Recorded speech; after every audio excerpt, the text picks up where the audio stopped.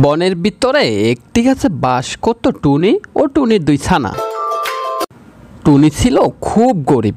টুনি মানুষের বাসায় কাজ করে বনের কাঠ বিক্রি করে সংসার চালাতো।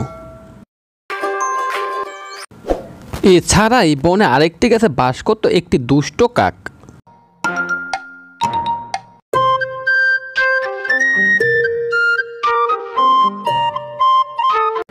একদিন টুনির দুই ছানা বনের ভিতরে দাঁড়িয়ে ফুটবল খেলছিল।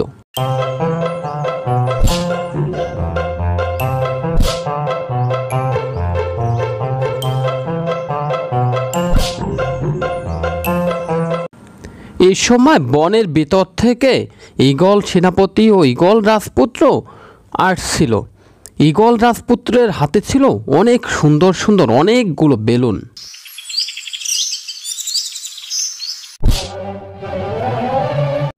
তখন টুনির একটি ছানা দেখে ঈগল রাজপুত্রের হাতে অনেক সুন্দর সুন্দর বেলুন।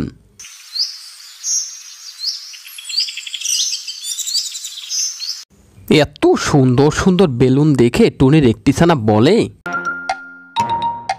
ঈগল রাজপুত্র, তোমার হাতে এতগুলো বেলুন কোথায় পেলে? কোথায় পেলাম মানে? বেলুন কি পাওয়া যায় নাকি? এইসব বেলুন আমার পাপা আমাকে টাকা দিয়েছে, আমি আর সেনাপতি বাজার থেকে কিনে আনলাম। সব বেলুন দিয়ে আমি আজ খেলবো। এত বেলুন দেখে টুনির আরেকটি ছানা বলে, ঈগল রাজপুত্র, তোমার কাছে তো অনেকগুলো বেলুন, আমাদের দুটি বেলুন দিবে, আমরাও খেলবো।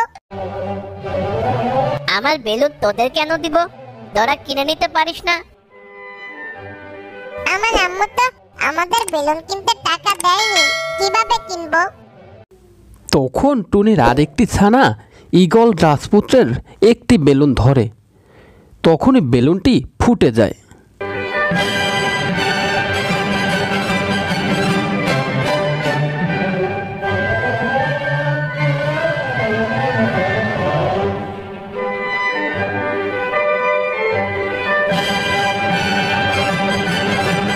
একি, তুই এটা কি করলি?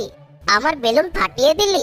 ঈগল রাজপুত্রের বেলুন ফেটে যাওয়ায় টুনির ছানাকে জোরে একটা থাপ্পড় মারে। ঈগল রাজপুত্র থাপ্পড় দিয়ে সেখান থেকে বাসায় চলে যায়।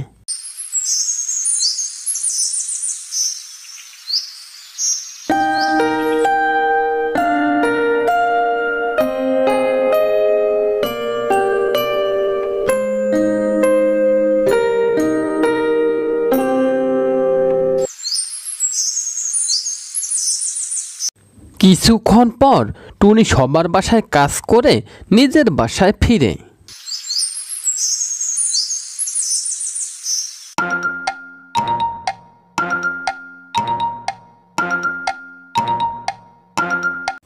টুনি বাসায় আসলে টুনির একটি ছানা বলে, আম্মু, ও আম্মু, তুমি জানো ঈগল রাজপুত্র আজ ওকে মেরেছে। মেরেছে মানে? কেন কেন মেরেছে? ঈগল রাজপুত্র অনেকগুলো বেলুন নিয়ে বাসায় যাচ্ছিল, তখন আমরা দুটি বেলুন চাইলে দেয়নি। তারপর ও একটি বেলুন হাত দিয়ে ধরতে গেলে একটি বেলুন ফেটে যায়, আর তারপর ঈগল রাজপুত্র ওকে একটি থাপ্পড় মারে। টুনি এসব শুনে বলে, তোরা চিন্তা করিস না, কাল টিয়ার বাসায় কাজ শেষ করে কিছু টাকা চাইবো, সেই টাকা দিয়ে তোদের জন্য বাজার থেকে বেলুন কিনে আনবো, ঠিক আছে? ঠিক আছে আম্মু।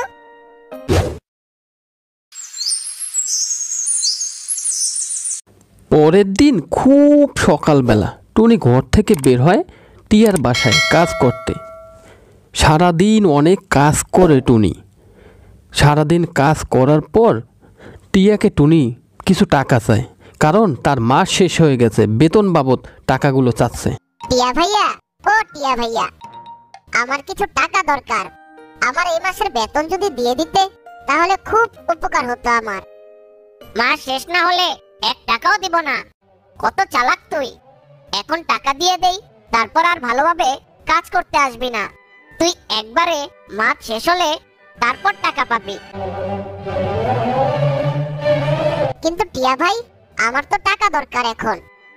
তোর টাকা দরকার তো আমি কি করব? মাস শেষ হলেই টাকা পাবি, আমার এক কথা। টুনি টিয়ার কথা শুনে মন খারাপ করে টিয়ার বাসা থেকে চলে আসে। এরপর টুনি মন খারাপ করে নদীর পাড়ে এসে একটি গাছের নিচে বসে আর বলে,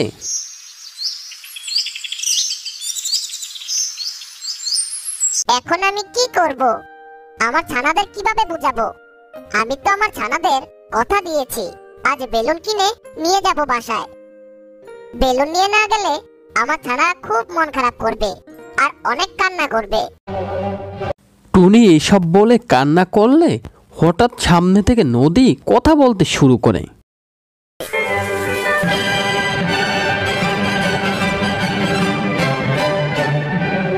হে হলুদ পাখি, তুমি কান্না করছো কেন? কে কে কথা বলছে? এই তো আমি, নদী কথা বলছি।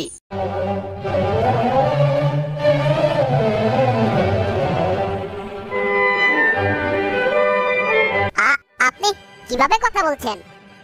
আমি হলাম এই নদীর মালিক। আমি জাদুর মাধ্যমে তোমার সাথে কথা বলছি। এখন বলো, তুমি কান্না করছো কেন? তখন টুনি নদীকে সব খুলে বলে।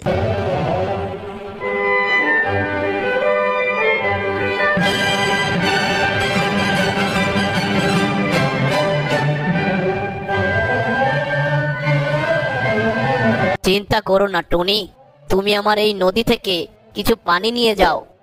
কেন? পানি নিয়ে কি করব? আরে এই নদীর পানি কোনো সাধারণ পানি নয়।